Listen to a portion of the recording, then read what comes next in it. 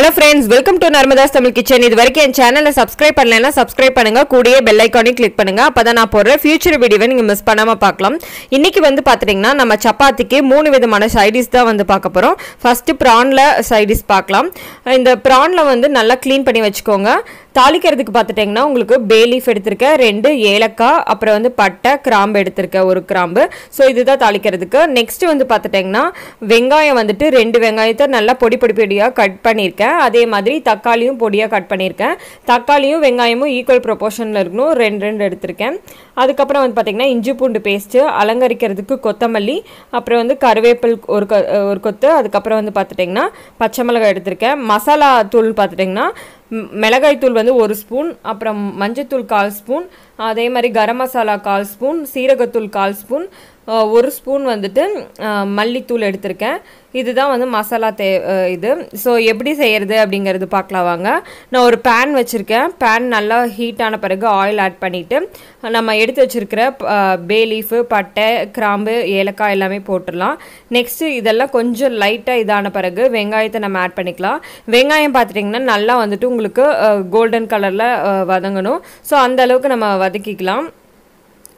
வதக்கின பிறகு நல்லா உங்களுக்கு கலர் சேஞ்ச் ஆன பிறகு நம்ம என்ன ஆட் பண்ணிக்கலாம்னா இஞ்சி பூண்டு பேஸ்ட்டை ஆட் பண்ணிக்கலாம். இஞ்சி பூண்டு பேஸ்ட்டோட பச்சை வாசையும் போன பிறகு நம்ம தக்காளியை வெட்டி வச்சுருக்கிறத ஆட் பண்ணிக்கலாம். நான் 2 தக்காளி சொல்லியிருந்தேன். ஸோ 2 தக்காளியும் நல்லா ஆட் பண்ணிவிட்டு உங்களுக்கு தக்காளி நல்லா மைய மசிகிற மாதிரி வேகணும். ஸோ அந்தளவுக்கு நம்ம கரையிற மாதிரி வேக விடணும். நெக்ஸ்ட்டு பார்த்துட்டிங்கன்னா நான் பச்சை மிளகாய் எடுத்து வச்சுருக்கிறத ஆட் பண்ணிக்கிறேன். அதே மாதிரி கருவேப்பிலை ஆட் பண்ணிக்கிறேன். தக்காளி பார்த்துட்டிங்கன்னா உங்களுக்கு இந்த அளவுக்கு எண்ணெய் வர அளவுக்கு நமக்கு நல்லா வேகணும்.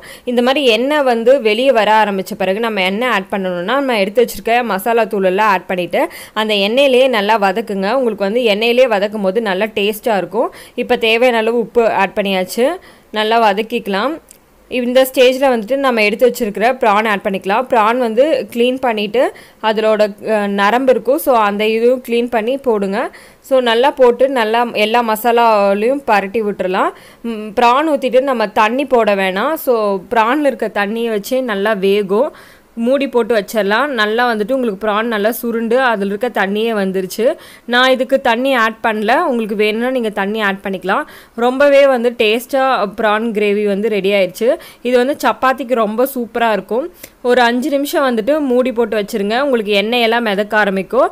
ஸோ இந்த ஸ்டேஜில் நம்ம கொத்தமல்லி தூவி ரெடி பண்ணால் உங்களுக்கு சூப்பரான ப்ரான் கிரேவி ரெடி ஆயிடுச்சு. இது சப்பாத்திக்கு ரொம்பவே சூப்பரான காம்பினேஷன். செஞ்சு பாருங்கள். நெக்ஸ்ட்டு நம்ம தயிரை பேஸாக வச்சு சிக்கன் கிரேவி எப்படி பண்ணுறது அப்படிங்கிறது பார்க்கலாம். ஸோ இதுக்கு மெயின் இன்க்ரீடியன்ட் தயிர் தான் நம்ம யூஸ் பண்ணுவோம்.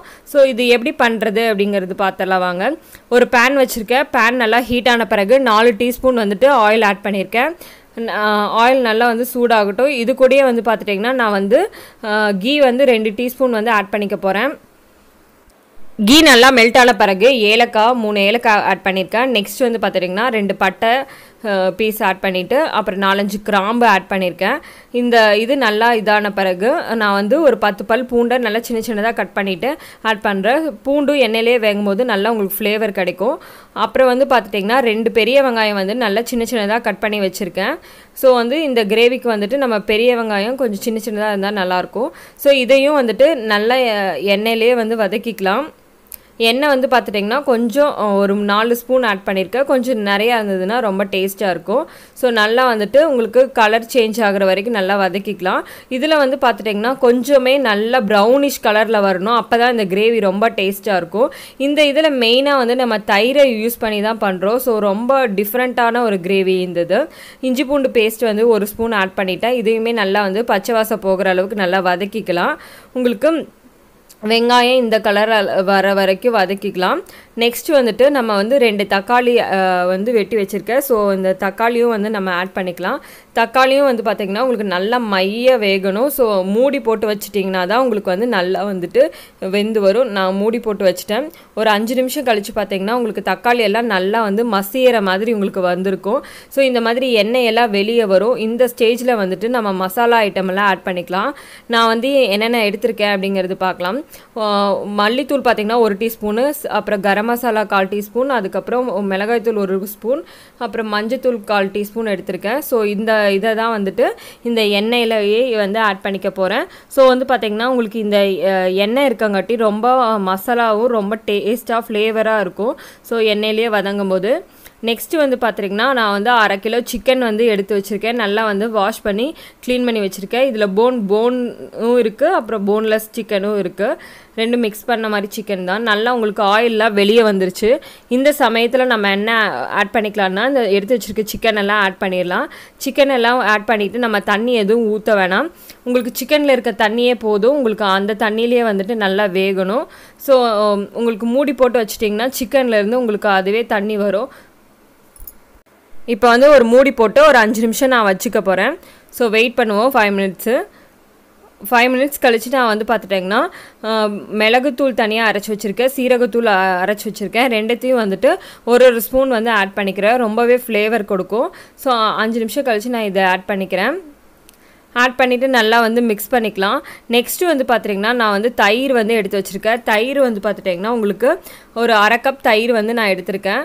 இந்த 1/2 கப் தயிரையும் நம்ம ஆட் பண்ணிக்கலாம். ரொம்ப டேஸ்ட்டாக இருக்கும். நம்ம வந்து வித்தியாசமாக இருக்கும். நம்ம தயிர் ஆட் பண்ணி செய்ய மாட்டோம். ஸோ இந்த கிரேவியே வந்துட்டு தயிர் பேஸ் பண்ணி ஒரு கிரேவி தான். ரொம்ப டிஃப்ரெண்ட்டாக இருக்கும். இந்த இது தயிர் ஆட் பண்ணிவிட்டு நல்லா வந்து மிக்ஸ் பண்ணி விட்டுக்கலாம். இந்த டிஷ்ஷுக்கு தகுந்த நம்ம சால்ட் வந்து ஆட் பண்ணிக்கலாம். பாருங்கள் இப்போவே வந்துட்டு நல்லா வந்து எண்ணெயெல்லாம் மிதக்க ஆரம்பிச்சிருச்சு. ஸோ வந்துட்டு சிக்கனும் நல்லா ஜூஸியாக வந்து வந்துருச்சு. சிக்கனில் இருக்க தண்ணியே வந்துட்டு உங்களுக்கு போதுமாக இருக்குது. இன்னும் கொஞ்சம் எனக்கு கிரேவி வந்து வேணும் அப்படின்னு நினைக்கிறேன். ஸோ வந்துட்டு பார்த்திங்கன்னா கொஞ்சமாக வந்து இந்த தண்ணி ஆட் பண்ணிவிட்டு இதில் வந்து கொதிக்க விட போகிறேன். நான் வந்து பார்த்திங்கன்னா 5 நிமிஷம் மூடி போட்டு நல்லா கொதிக்க வைக்க போகிறேன். ஸோ சிக்கன் வந்துட்டு கொஞ்சம் நல்லாவே சாஃப்டாக வேகும்.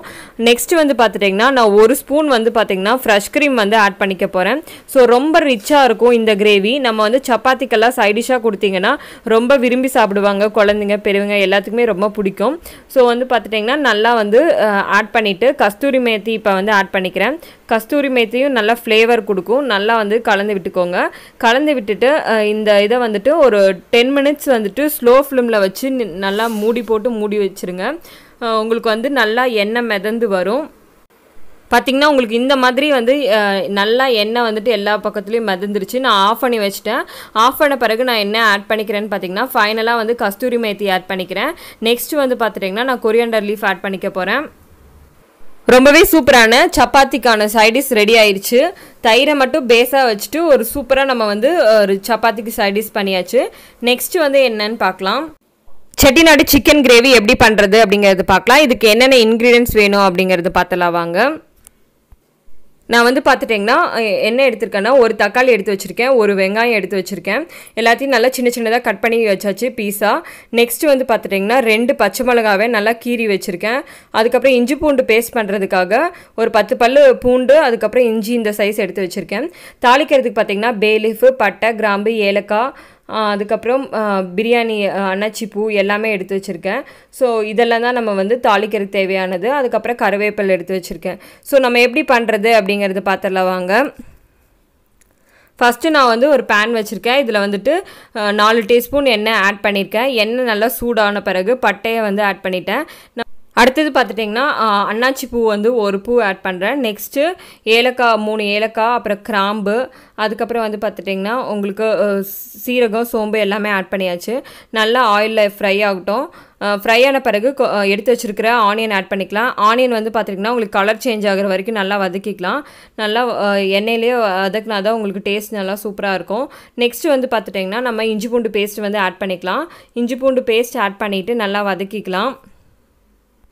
இஞ்சி பூண்டில் இருக்கிற பச்சை வாசையெல்லாம் போகணும். அந்த அளவுக்கு வந்து நம்ம வதக்கி எடுத்துக்கிறோம். இதுக்கு ஒரு 2 மினிட்ஸ் ஆகும். நெக்ஸ்ட் வந்து பச்சை மிளகாய் ஆட் பண்ணியாச்சு.